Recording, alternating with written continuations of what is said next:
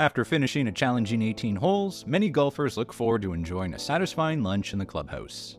That's not the case at Moore Place restaurant in Esher, England, where the dining room remains empty, despite 35,000 rounds being played right outside the window. When Gordon arrives, his first impressions aren't great. The ugly purple building looks like a young offenders institution. It certainly doesn't have curb appeal. Chef Ramsay realizes he's the only customer as he sits down to lunch, which begins with deep-fried camembert. He doesn't seem to have high hopes for the food, as he starts by saying a little prayer.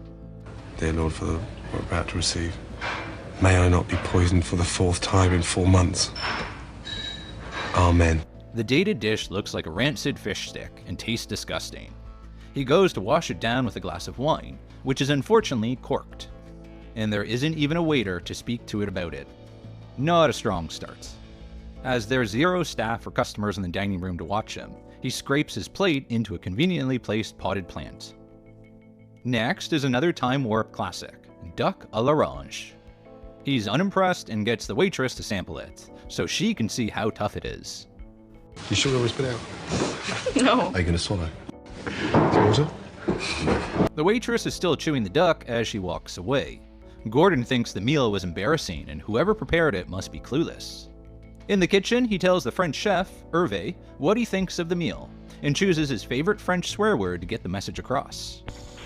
It's time to meet the owners, Richard Hodgson and Nick Whitehouse, who have invested all their savings into the failing restaurant. Moore Place was originally a wealthy landowner's manor house in the English countryside and isn't cheap to run. The wood-paneled dining room costs approximately £100 an hour in wages and overheads to keep it open. In its previous incarnation as a steakhouse, the dining room saw at least 200 customers a night, and Chef Ramsay can see the historic building's character and potential. Richard explains that neither owner has a background in food, and instead has expertise in the drinks industry. They both risk losing everything if they can't turn the business around, but don't have the understanding needed to figure out what's going wrong.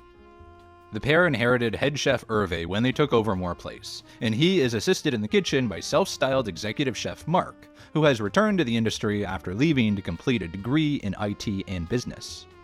Having been brought in following complaints about Hervé's food, Mark's main changes have been to purchase multiple microwaves and fryers and cause arguments with his French colleague. Gordon observes the chefs preparing lunch for the 2 customers in the dining room. The fryers are hard at work, and a strong smell of dirty oil floods the whole building. He watches them plate a salad niçoise, which contains unnecessary anchovy fillets, but only 1 new potato. The kitchen is disorganized, and the menu is old-fashioned, a problem that Chef Mark was supposed to solve. Despite it being 2003, the menu is packed with 1970s classics. As Hervé finishes a dish with microwave sauce in a plastic bag of rice, Ramsay has seen enough to decide that the staff simply don't care about the customers. The next day, he's unsurprised to hear that there are 0 bookings for lunch or dinner. Instead of feeling anxious about the situation, Mark disappears to play golf. But perhaps he feels he can now relax, as he's just hired another head chef, Andy. The latest addition to the kitchen team is keen to take Gordon's advice on attracting diners. Ramsay recommends narrowing down the menu and keeping the dishes simple. Back at the pass, Gordon shows Andy a frozen, microwaved, deep-fried burger that's about to be served, along with a disgusting-looking salad. Hervé tells Andy that the food doesn't look too bad. Andy's face says he disagrees. In the storeroom, jars and packets of ready-made food are stacked on every shelf. Hervé walks in as Gordon is checking out the lazy chef's stash. Hervé. Yes. You're being a little fucker again. How can we have a Frenchman here and we're buying French dressing in? Andy is keen to get back to fresh food, and Gordon is confident to leave the kitchen in his hands and spend time with the owners instead. The first issue he has is the gloomy and garish color of the building. Nick and Richard spent £10,000 on the purple paint job to let passers-by know that Moore Place has changed hands. They concede that it might have put off some of their older clients in the process. Gordon thinks they need to focus on publicizing the food, not the management, and takes Richard to look at his competition on Esher High Street. It's packed with 23 busy restaurants, which are popular with London commuters, ladies who lunch, and Americans working at a nearby conglomerate. While they see diners enjoying glasses of champagne and three-course meals through every window, Richard's restaurant stands empty. When they ask locals whether they've ever heard of Moore Place, the answer is overwhelmingly negative. Those who have heard of the restaurant have been put off trying it by the color of the building. Gordon can't help but gloat. A purple building there. It's a funeral director. You didn't copy that, did you? One thing's for sure, that wasn't £10,000 well spent. It's time to look at the menu. Chef Ramsay wants to cash in on the American residents and offer a few dishes that become a talking point in the area. He suggests Esher's best burger, but Mark is concerned about alienating the existing senior customers. Gordon points out that they aren't keeping the business afloat, and it's time for a change. He can't understand how Mark can justify cooking almost everything in a fryer, or spending £12,000 on microwaves, and suggests he can find a place to shove one of them if the executive chef doesn't stop moaning. Ramsay shows Hervé how to make an organic burger, which he charcoal grills and serves with tomato chutney and warm buns. The owners sample them and think they are fantastic. They agree with Gordon that fresh, meaty burgers should be their signature dish, and are happy with an American theme. Gordon whips up a chowder, corned beef hash, and pecan pie. The chefs are soon on side too. It's time to tempt some golfers to try the restaurant. They hand out samples of all the new dishes, and everyone is impressed. It's almost Mother's Day, and they push the golfers to book a table. Next, it's time to sort out the servers. Mark is in charge of the kitchen, but is in the dining room arguing with a waiter about napkins. While some of the servers speak confidently about the new dishes, others aren't so comfortable, and orders come in from the old menu. The deep-fried camembert goes out of the kitchen, and comes straight back as it's still frozen in the middle. Hervé refires the cheeses and serves them himself. With only 9 customers, the kitchen and waitstaff have all made mistakes, leading Ramsay to worry about how they will cope with a busy service like Mother's Day when they're hoping to serve 150 customers. Gordon and Nick roleplay arriving at the restaurant to see it from the customer's point of view. The most experienced waiter greets and seats them enthusiastically, and the young waitress has warmth but no proper training. The new waiter Zach doesn't have either. He knows nothing about any of the dishes, except that he doesn't like the lamb. He even manages to mess up taking an order for water. There's clearly work to do. Gordon asks them to taste the smoked haddock chowder, and then describes exactly what's in it, and how it's made. He gets them to repeat it back over and over again until they are flawless, with mixed success, especially from Zach. He doesn't give up and gets Zach to have one last attempt, which goes equally horribly wrong. It's too much for the celebrity chef, who can't help but laugh, but collapses to the floor in frustration. 24 hours to get fucking restaurant ready. Zach. Bookings have been flooding in for Mother's Day and have reached an impressive 181 covers, but Gordon is anxious about how the team will cope. And he's not alone. Andy is worried that it's too ambitious. Ramsay suggests that they put roast chicken on the menu that day, and get the servers to carve it at the table to take pressure off the kitchen team. The front of house staff, along with the owners, get a masterclass in carving from one of Gordon's top maitre d's. They all watch intently as he perfectly prepares and plates the meat before it's their turn to have a go. They are against the clock, as after 3 minutes the side dishes will be cold. Their first attempts aren't very impressive, and more practice is definitely required. Chef Ramsay reviews the rest of the menu with Mark and Andy, and comes up with side dishes that are easy to prepare and serve to groups. But Mark is still worried about the old customers who may not be expecting the new menu. Gordon is more worried about Nick and Richard overbooking the restaurant. With 181 bookings in the 150-seat dining room, they've gotten greedy and will find it hard to give each customer a great experience. There is no time to paint the outside of the building before Mother's Day, but Gordon wants to make the route through the entrance halls to the dining room clearer. Moving a few plants and screens and shifting some furniture does the trick. It's time for the final test for Richard. Can he properly carve a roast chicken in less than 3 minutes? He can, finishing in 2 minutes 20 seconds. He'll be getting plenty more practice tomorrow when 50 chickens will be sold. It's the morning of the big relaunch, and chickens are roasting in every oven along with roast beef. Hervé has been put in charge of making a traditional Yorkshire pudding, which Gordon is unimpressed with, as they are as hard as bullets. Ramsay steps in to show him how it's done, and gets his puddings in the oven. As final preparations take place in the dining room, Gordon waits nervously to make sure his puddings rise to perfection. Hervé is keen to see the results too. Chef Ramsay's Yorkshires are impressive, and he's ready to compare them to the Frenchman's. But he's taking no chances, flattening Hervé's pudding before plating it next to his own. Ryan, where's that French little fucker? Come here. Hervé! The entire staff comes together to review the menu, and Gordon gives his final instruction: push the chicken. The first diners arrive, and the wait staff are ready for a busy 6-hour shift. After his menu memory issues, Zach has been put behind the bar, and executive chef Mark is handling crockery. The beef and the burgers are selling well, but not the chicken. Finally, an order comes in, and the rest of the diners soon want the same.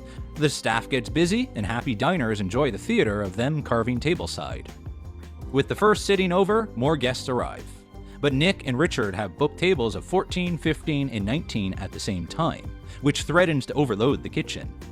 And inevitably, it causes problems. The family table of 19 have been waiting for over an hour and a half, and haven't even received their starters, with little explanation or apologies from the owners.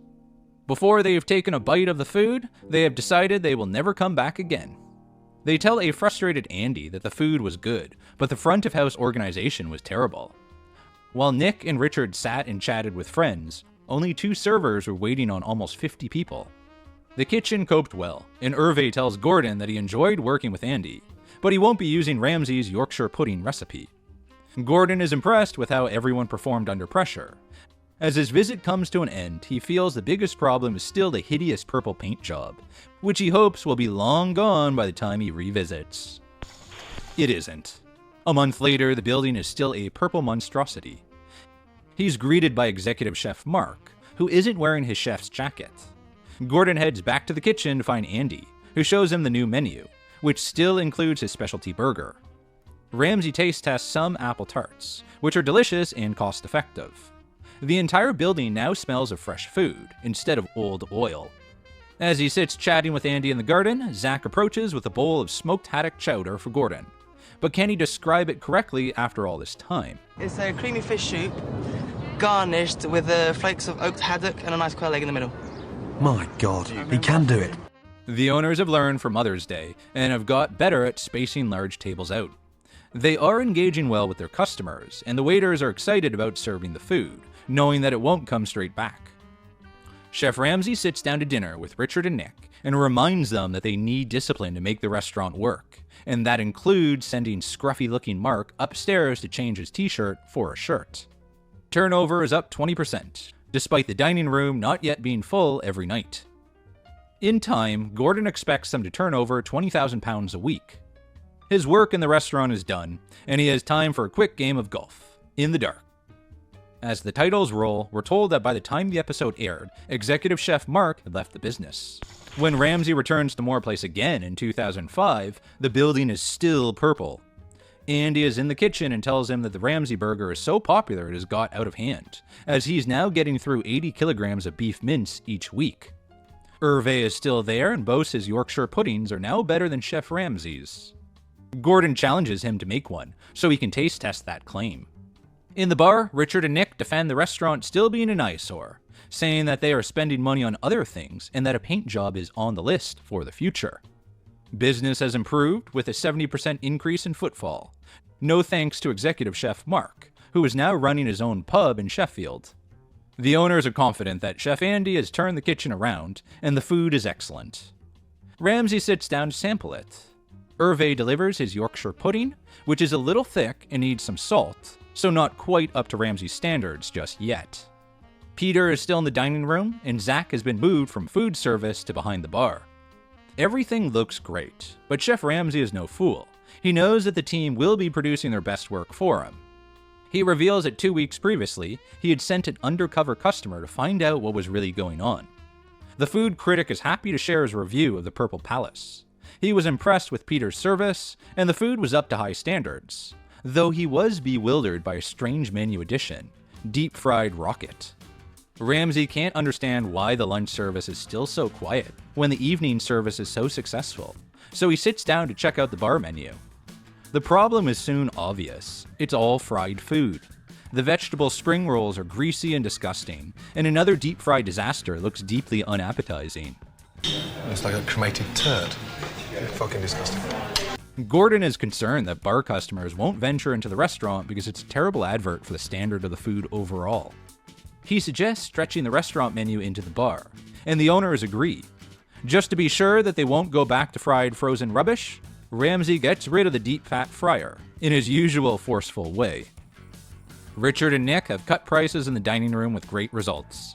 Average spend per head has increased from £13 to £20, which could increase turnover by £1 million a year. The future looks bright for Moore Place, almost as bright as the purple paint job. Chef Ramsay's visit, and his revisit a year later, gave Moore Place a positive publicity boost, and the owners were glad that they had taken part in the program.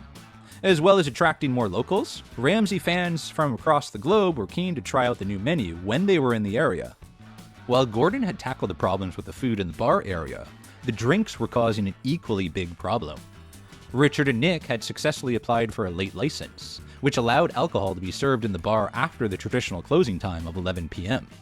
People living nearby flooded the authorities with complaints about drunken Moore Place customers causing late-night problems, from noise to disorderly behavior.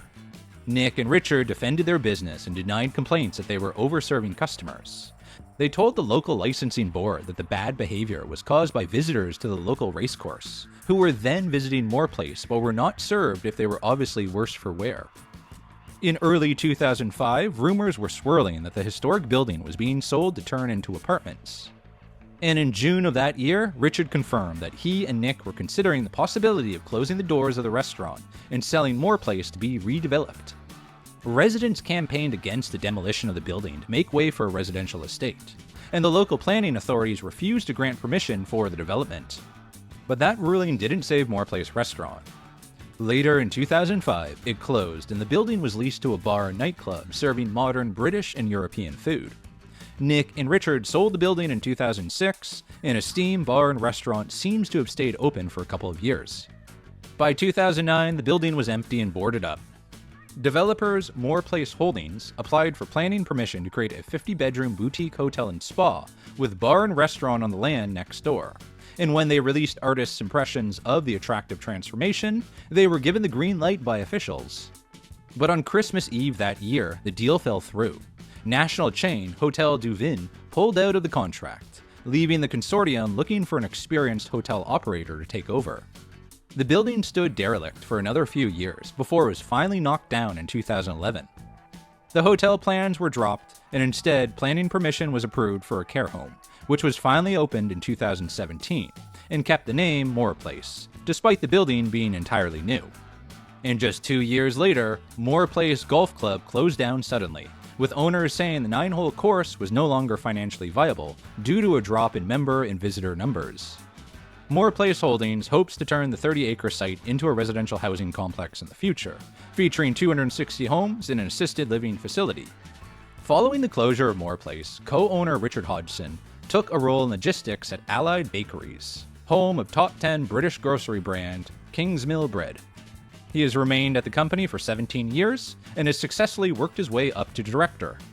He is also on the board of directors for Bakers Basco Limited, a joint venture by 5 national bakeries devoted to standardizing bread delivery to retailers and wholesalers across the UK. His resume shows that he was the owner of a small business called Swings and Roundabouts from 2003 to 2007. Moore Place doesn't appear on his resume, and it's not on Nick's resume either. During that period, his LinkedIn profile shows him as MD of Creative Shopper, agency Why Not, specializing in brand promotion. Today, he is CEO of Deep Tech Startup, offering hardware to help drinks businesses maintain quality and rapidly identify any possible contamination. In his private life, Nick has overcome some significant challenges since his 2004 appearance on Ramsay's Kitchen Nightmares. In September 2015, Nick's health deteriorated and he was told he required a super urgent liver transplant, which he was lucky to receive 2 weeks later. 4 years later, he posted during Organ Donation Week, thanking his donor and their family for giving him a second chance at life. Along with his plea for his contacts to sign up for organ donations, he shared an image of his recovery from transplant surgery. In a podcast interview, he shared how he had felt unwell following a family holiday, and went on to explain how invasive and traumatic the surgery had been. 12, 13 hours under the knife, and then woke up and it was probably my life-changing moment, I guess. So, as part of Nick's recovery, he was keen to get back on the squash courts, which he managed to do very successfully. So successfully, in fact, that he ended up taking part in the British Transplant Games, a goal he had set himself while lying in the hospital bed following the surgery. But that wasn't the end. Nick qualified to take part in the World Transplant Games in 2017 and 2019, where he achieved a gold medal for squash representing his country. Today, Nick appears happy and healthy, and shares pictures of his busy life and travels with his family. We can't wait to see what he does next. As for the many chefs from Moorplace, we don't have an update on Mark Robinson, who left to run a pub in Northern England. But we do have an update on Gordon's favorite of the three chefs, Andy Trowell. Following his time at Moorplace, Andy accepted a role as head chef at Epsom Downs Racecourse, a popular tourist attraction around 30 minutes away from his previous employer in Esher. He stayed there for almost 5 years before going back to college, where he spent 2 years studying for a diploma in education, allowing him to officially teach other chefs. Since then, he has been a chef lecturer at adult education institution South Thames College, and is also an executive chef at the prestigious private school Epsom College in Surrey. Ramsay's favorite little Frenchman headed back to France after the closure of Moorplace. He worked for 7 years in the kitchen of a retirement home, and then, in 2012, Hervé opened his own seafood restaurant, Blue Marine, where he copes with 43 covers on his own. He receives excellent reviews, with a 4.5 out of 5 TripAdvisor rating. Customers love the friendly, informal atmosphere, and the owner's excellent English skills. The food certainly looks fresh and delicious, with no sign of anything deep fried.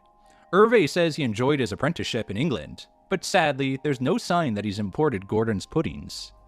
And as for fan favorite Zach, the worst waiter Gordon had ever met, we don't have an update there either, but we're sure Gordon Ramsay wishes him well, as long as he stays out of the dining room. The Moorplace episode of Ramsay's Kitchen Nightmares doesn't rate highly with viewers, but they do all make the same observation. Gordon laughed a lot during this episode, and didn't shout much at all. He seemed to really enjoy his time in Esher, and was fond of most of the staff he met, even the tricky ones. We're sorry that the transformation wasn't enough to save Moorplace, and wish everyone featured well in the future.